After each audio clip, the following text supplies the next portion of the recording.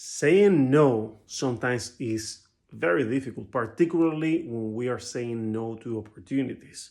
And please let me be clear, I'm not talking about saying no because you're afraid things are going to go wrong, or because you're afraid you're going to lose your investment, or because you're afraid you might fail, or some crap like that. That is saying no because of fear. I'm talking about saying no to something that you really want to do, something that you know that you're willing to invest the money, that you want to put the time, but you have to say no to protect your goals and your dreams for some reason, because you need to protect your focus. And that's what I want to talk about today with you. I want to talk about saying no. So, welcome back, beautiful, awesome people, to another episode of the Diary of a Digital Entrepreneur. And today, I want to go back a few episodes. Yesterday, I was telling you about being stressed and overloaded with work and opportunities, right? And how, in my case, in my situation right now, there were too many opportunities up there. And I just didn't see the possibilities of doing all of them. Or maybe I didn't go into detail, but it was stressing me because there were too many options, too many things to do, too many shiny objects. And things are going well, and it's easier to start thinking that you can do everything and that everything is going to go right. So sometimes it's difficult to say no. But the thing is that often we have to say no to opportunities to make sure we protect our goals and dreams. Saying no is a way to protect our focus and to avoid distractions sometimes. Now, and this is just an opinion, this is the way I do this. I don't base my decisions on fear. As soon as I start feeling fear, I try to recalculate, I try to start again, because the moment that I think, well, but what if things go wrong? What if this? I know that fear is starting to take over. And that's not the way I want to make my choices.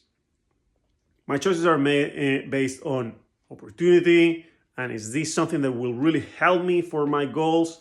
So I want to relate this conversation also to an episode, maybe 2-3 episodes ago, where I was talking about networking, random ways to do networking. And I mentioned that I was considering buying a course, attending a live course, just so that I could meet in person the speaker, because I want to collaborate with him in the future.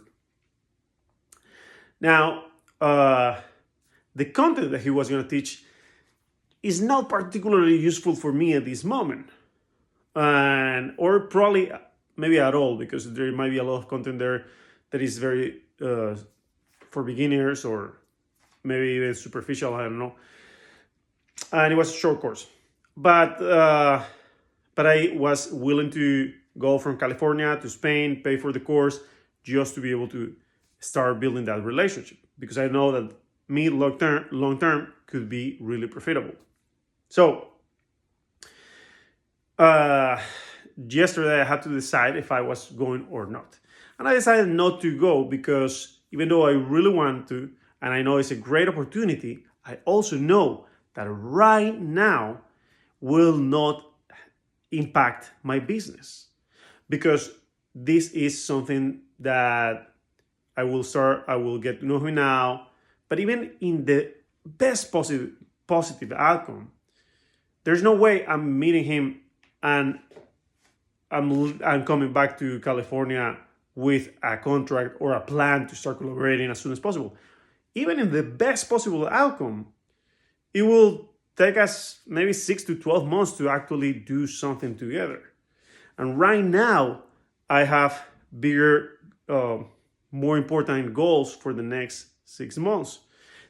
And it's projects that I'm actually working on right now. We are preparing the launch of a software. We are, as you know, I have a burger restaurant with a few friends, partners, business partners, and we're thinking about opening a second one. We are thinking about buying in an apartment, remodeling, and do some renting it for students in a new creative way that we saw this happen. Well, it doesn't matter. And there is plenty of projects and courses that I'm preparing, launches, and whatnot. So, as great of as great of opportunity that this was, it would have taken me 5 days. One to go, one to come back to United States, the day of the course, the day before that I have to get there, to be a little bit rested. And there's always another extra day that goes, maybe preparing the trip and whatnot. So I decided not to do it because this is something that will not have an impact right now. And right now I am overloaded with work, so it's probably not the best time to start investing 5 days in something that will not have an impact for 12 or 18 months. Now, if the content of the course had been, let's say, about how to launch a new software, even though I know a lot about launches, if he said, I have launched this or helped these other companies and whatnot, then I might have gone, because then the content would be directly related to something that I'm doing right now, and the impact will be right now. It will improve my launch, so most likely, of the software. So what I'm trying to convey is that when I say no to an opportunity, I try to figure out, does it have a direct impact to my actual goals and dreams right now, to what I'm doing, to the projects that I'm doing that are helping me get to my next goal? Or is it something that will help me get to my next goal, but is maybe 2 or 3 or 4 steps ahead from where I am at right now? So I don't want to start walking 5 steps ahead of me when I still need to walk the previous 4 steps. You understand what I mean? So I think that's a good way to try to avoid the shiny object syndrome when you start getting distracted by all of these opportunities that come up. And this is something that I'm definitely guilty of. I used to fall into that, into distractions from shiny objects. Obviously, no, I'm not talking about shiny objects in itself, but opportunities. And now I always try to put my focus on the projects I'm working now in the next 6 months.